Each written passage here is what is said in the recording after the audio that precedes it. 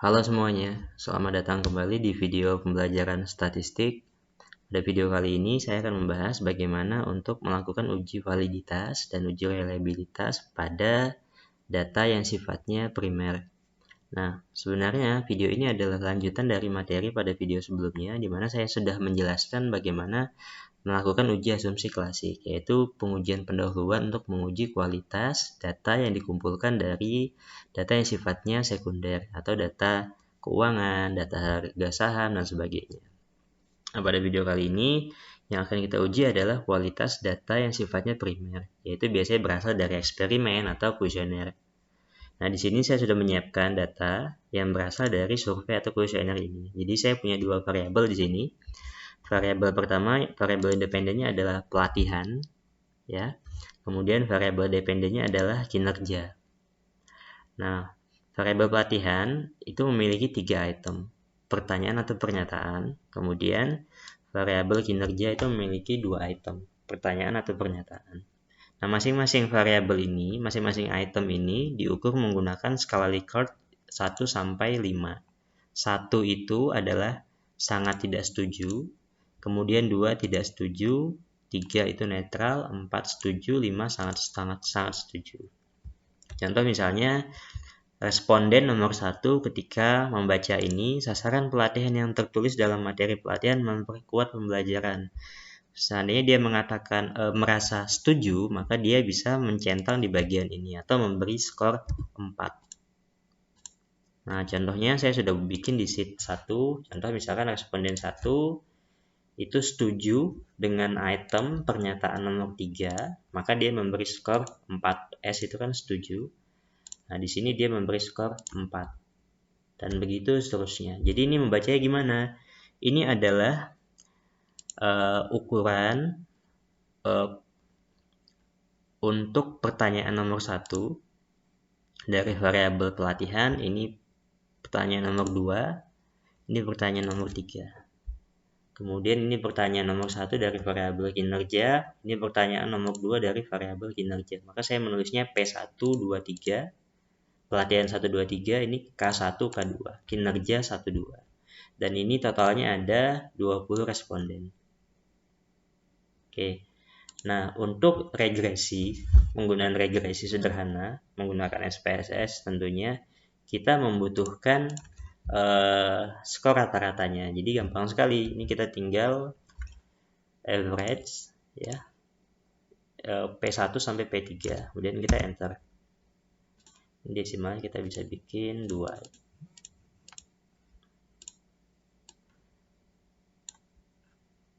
Nah, ini juga sama. Kita butuh average-nya K1 dan K2. Dan kita tarik ke bawah.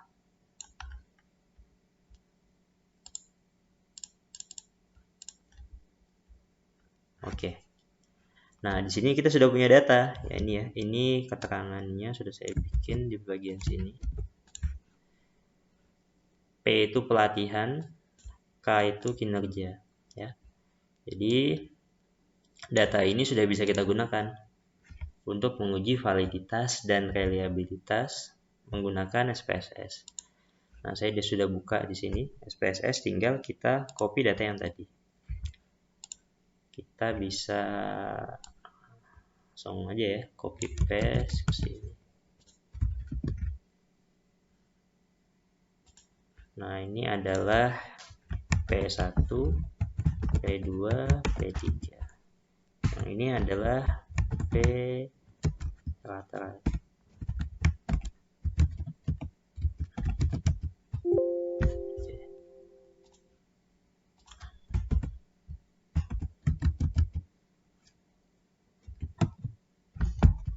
Ini K1, K2, K. Oke, nah kita sudah punya data seperti ini, ya. Oke, P1, P2, P3. Nah, kalau data ini sudah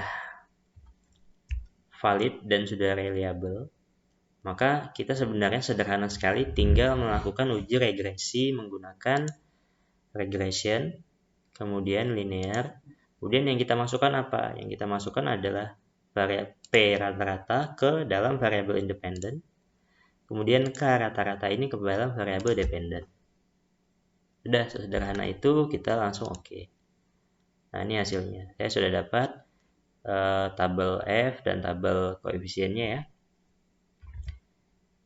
Signifikansinya adalah 0,151. Maka kita bisa katakan H0-nya diterima, tidak bisa ditolak. Artinya apa? Hubungannya tidak signifikan antara pelatihan dan kinerja karyawan. Nah, tapi ini sebenarnya uji regresi belum boleh kita lakukan. Kenapa? Karena kita belum membuktikan validitas dan reliabilitas dari data yang kita kumpulkan. Oke.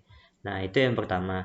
Nah, sebenarnya ada hal yang lebih yang juga tidak kalah penting. Biasanya dalam pengujian regresi, kadang-kadang kita menemui data yang sifatnya dummy. Apa itu dummy? Dummy itu adalah data yang tujuannya untuk mengkategorikan sebuah variabel, sebuah ukuran variabel. Contoh misalnya jenis kelamin. Jenis kelamin itu kan ya hanya ada dua ya, laki-laki atau perempuan. Nah, pada data yang sifatnya kategorikal seperti itu, maka kita membutuhkan variabel dummy. Apa itu variabel dummy? Variabel dummy itu akan mengkategorikan data tadi ke dalam satu di antara dua kelompok. Biasanya itu menggunakan poin atau skor 1 dan 0. Contoh misalnya kita bikin di sini ya. Kita bikin di sini misalkan dummy jenis kelamin CK. Sini ya. Nah, dummy jenis kelamin. Misalnya responden 1 itu adalah laki-laki, maka kita beri dia kategori 1. Jadi 1 itu untuk laki-laki, 0 itu untuk perempuan. Kemudian responden, misalnya responden 1 sampai 10 itu adalah pria misalnya. Maka kita langsung aja masukkan 1 sampai 10 itu adalah pria. Kemudian responden 11 sampai 20 itu adalah wanita misalnya. Kita kasih skor 0.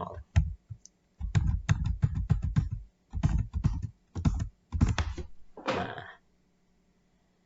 ini bisa kita lakukan memberi poin 1 dan 0 ketika datanya sifatnya ketika pengujiannya menggunakan regresi. Nah, kalau sebelum-sebelumnya ketika data itu diuji menggunakan uji beda, uji T, kemudian uji ANOVA, maka kita tidak bisa menggunakan variabel dummy 1 dan 0. Biasa kita menggunakan kategorikal biasa 1 dan 2, 1, 2, 3. Nah, ini karena regresi kita bisa menggunakan variabel dummy. Nah, bagaimana cara penggunaannya? Mudah sekali. Kalau seandainya variabel dummy ini adalah independent variable. Jadi misalkan kita ingin menguji pengaruh pelatihan dan jenis kelamin terhadap kinerja, maka yang perlu kita lakukan adalah analyze, kemudian regression, kemudian linear, kemudian dummy. Jenis kelamin ini adalah independen, kita masukkan ke sini. Kemudian tinggal kita run. Oke. Nah, dia akan muncul hasilnya seperti ini. Ternyata apa? Nah, ternyata juga tidak berbeda atau tidak signifikan pengaruhnya. Adalah sig-nya adalah 24,1%. Juga tidak signifikan. Nah, itu ketika variabel dummy-nya adalah independen. Nah, bagaimana ketika variabel dummy-nya adalah dependent? Misalkan ini kita ganti. Misalkan 1 itu misalnya adalah kinerjanya baik. Contoh ya, ini kita berandai-andai saja. Misalkan 1 adalah kategori untuk kinerja baik, 0 adalah kategori untuk kinerja yang tidak baik. Maka penelitiannya menjadi pengaruh pelatihan terhadap kinerja karyawan yang diukur menggunakan dummy variable, yaitu 1 dan 0. Maka ketika variabel dependennya adalah dummy, kita sudah tidak bisa lagi menggunakan regresi linear biasa. Kita harus menggunakan yang namanya regresi logistik. Apa itu? Regresi logistik itu yaitu tadi dilakukan ketika variabel dependen yang ingin diuji dalam regresi itu skala pengukurannya adalah kategorikal atau dummy 1 dan 0. Maka kita analyze, kemudian regression, kemudian kita pilih yang binary logistik. Nah, bedanya di sini. Ini adalah untuk regresi logistik. Kita masukkan ke sini, ya sudah, prosesnya sama. Kita tinggal masukkan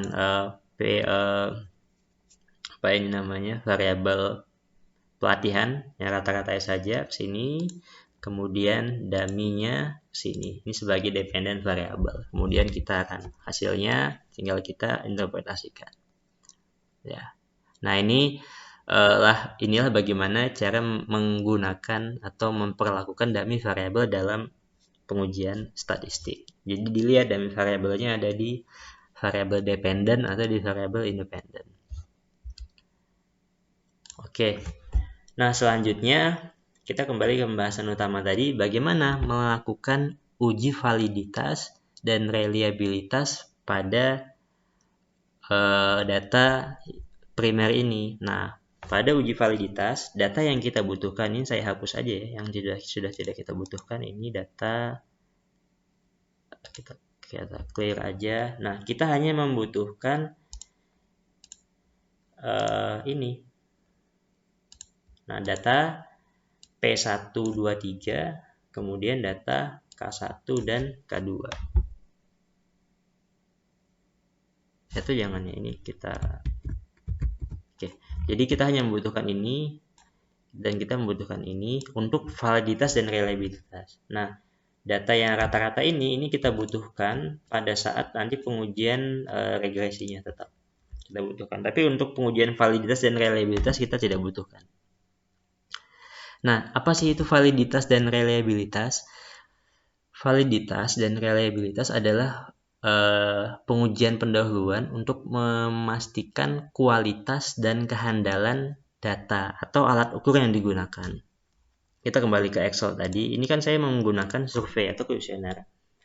Nah, bagaimana memastikan bahwa pertanyaan atau item-item ini memang menanyakan hal yang diinginkan? Bagaimana kita memastikan bahwa item ini memang untuk menanyakan tentang pelatihannya? Bagaimana kita memastikan bahwa dua pertanyaan ini memang untuk mengukur variabel kinerjanya?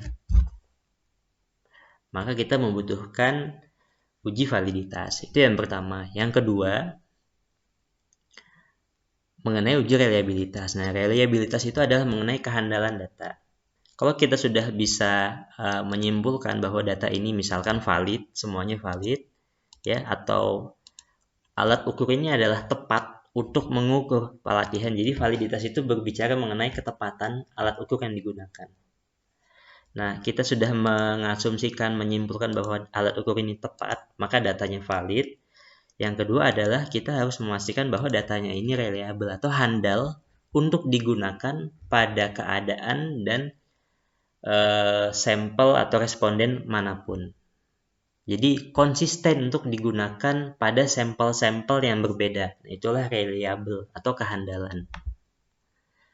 Oke, nah bagaimana melakukannya? Yang pertama, uji validitas. Saya biasanya menggunakan analisis faktor. Yang saya lakukan, yang kita perlu lakukan adalah analyze. Kemudian kita pilih dimension reduction, kemudian faktor. Nah, yang kita masukkan yang mana? Kita tidak membutuhkan variabel rata-rata dan P rata-rata dan K rata-rata kita tidak butuhkan. Yang kita butuhkan adalah apa? Data per masing-masing itemnya. Jadi P1, P2, P3 kita butuhkan, kita masukkan. Maaf, ini masuk. Kemudian K1, K2 kita masukkan. Nah, jadi semua item utama ini kita butuhkan. Oke, yang nilai rata-ratanya nggak usah.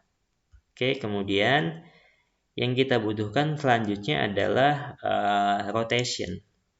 Saya biasa menggunakan rotation varimax untuk memaksimalkan faktor loadingnya. Nanti saya tunjukkan apa itu faktor loading. Kita continue. Kemudian saya juga biasa menggunakan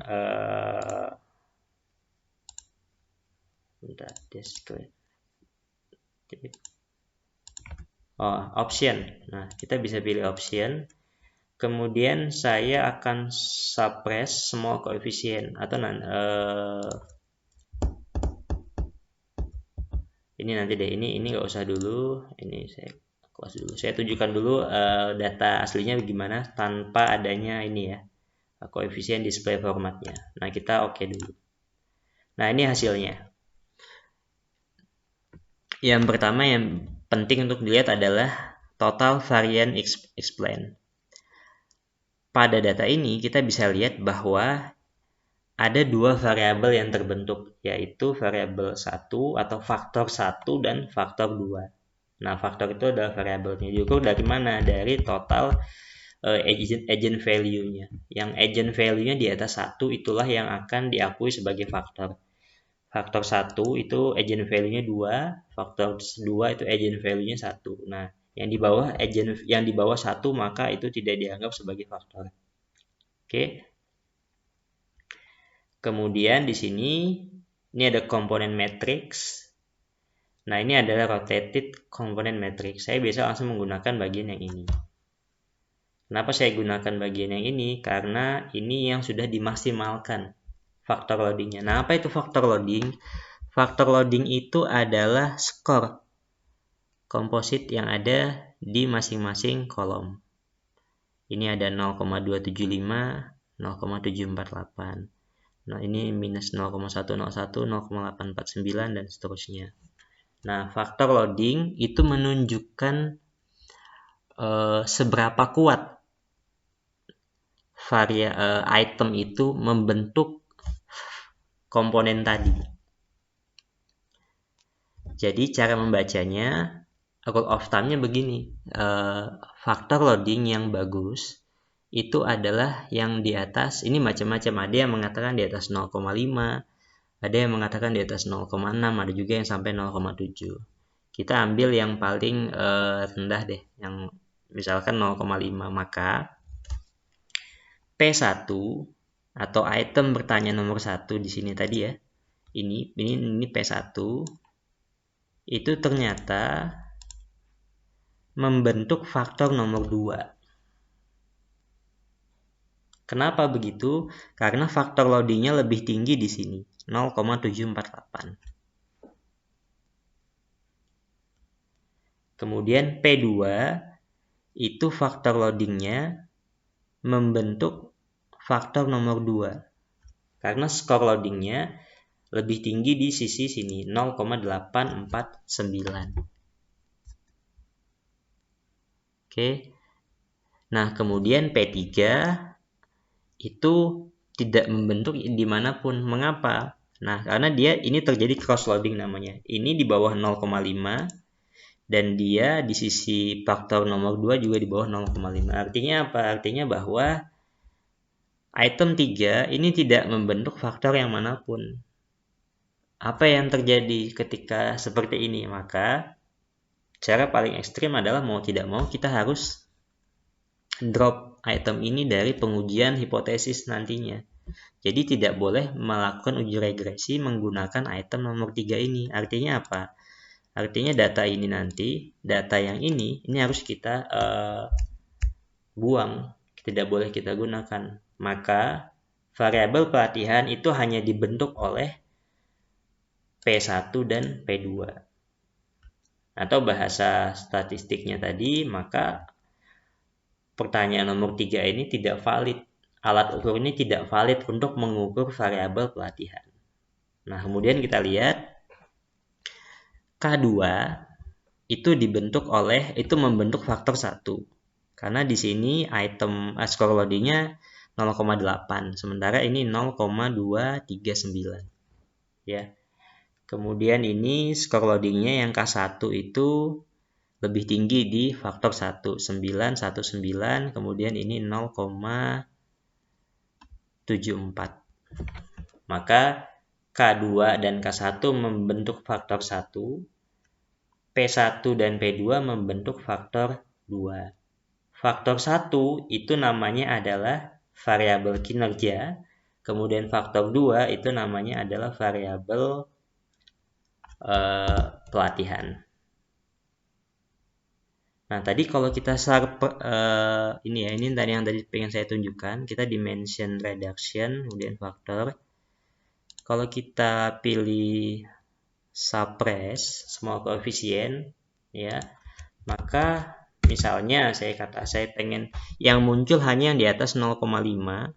Mudah-mudahan bisa. Kemudian kita continue. Oke, maka dia, nah ini dia. Rotated component matrix-nya yang tadi ini ya. Tadi kan ini yang kita baca. Sekarang dia hasilnya di bawah sini. Nah, kita bisa menghilangkan skor yang faktor loadingnya di bawah 0,5. Ini 2, 1, 4 ini kita buang. Tidak dimunculkan. Untuk apa? Untuk mempermudah membaca outputnya. Jadi yang kita gunakan rotated component matrix ini ya sama, terbentuk 2 faktor juga. Kemudian kita lihat faktor loadingnya, skor loadingnya adalah P1 dan P2 itu mengumpul di kolom nomor 2, K2 dan K1 itu mengumpul di kolom nomor 1. P3 tidak di mana-mana karena faktor loadingnya di bawah 0,5. Maka ini harus kita kick, kita drop dari pengujian hipotesis. Jadi nanti ketika melakukan pengujian regresi, maka ini harus kita buang. Artinya nanti nilai rata-ratanya akan berubah. Karena ini kan kita buang P3-nya. Kenapa? Karena tidak valid. Jadi yang valid yang mana? Yang valid hanya P1, P2, K2, dan K1. Nah, itulah uji validitas untuk menguji kehandalan, untuk menguji ketepatan kualitas data. Ketepatan alat ukur penelitian atau kualitas data yang dikumpulkan. Itu uji validitas. Oke, lalu selanjutnya adalah uji reliabilitas. Nah, tadi saya katakan uji reliabilitas adalah untuk menguji kehandalan, konsistensi alat ukur ini untuk diuji di berbagai macam kondisi atau berbagai macam sampel. Misalkan di Indonesia, di luar Indonesia sama nggak sih? Konsisten nggak sih alat ukur ini untuk digunakan di berbagai karakteristik individu? Gampangnya begitu. Caranya gimana? Kita analyze, kemudian saya biasa menggunakan, dan ini yang paling common digunakan adalah scale, kemudian reliability analysis. Yang kita masukkan juga sama P1, P2, P3, K1, K2 kita masukkan. Semua itemnya. Kemudian kita pilih statistik. Nah, kita butuh centang descriptive for scale if item deleted. Oke, kemudian kita continue, kemudian oke. Nah, ini dia. Untuk membacanya kita lihat Cronbach alpha-nya. Ini Cronbach alpha keseluruhannya adalah 0,652, tapi kita perlu membaca Cronbach alpha berdasarkan per masing-masing itemnya. Yang dimana yang kita baca yang kolom paling kanan, yaitu Cronbach alpha if item deleted. Tadi yang saya centang. Nah, rule of thumb-nya ada yang mengatakan minimal skornya Cronbach-nya di atas 0,7. Ada juga yang mengatakan di atas 0,6. Oke, kita ambil yang paling bawah deh, 0,6.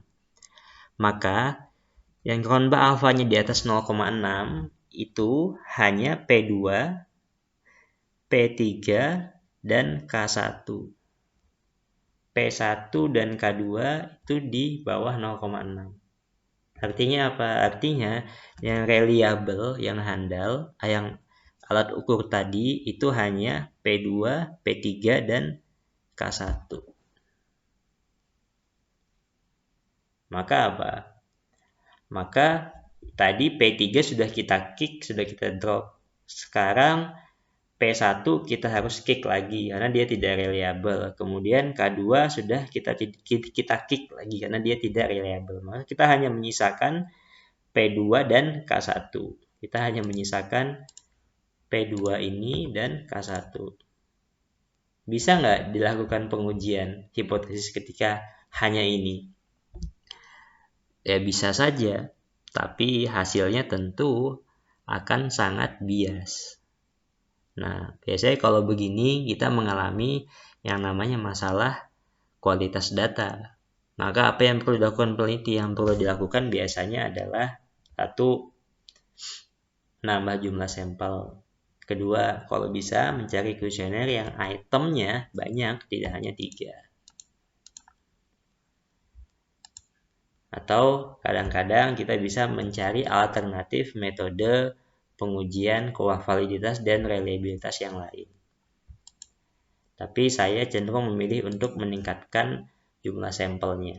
Itu yang biasanya jauh lebih efektif daripada kita menggunakan pendekatan yang lain yang tentu mungkin tidak akan lebih baik dari yang kita lakukan sebelumnya. Nah, oke, sampai di sini dulu video kali ini. Mudah-mudahan ada manfaatnya apa yang saya sampaikan. Kurang lebihnya mohon maaf. Saya akhiri. Selamat pagi, siang, malam, sore. Assalamualaikum warahmatullahi wabarakatuh.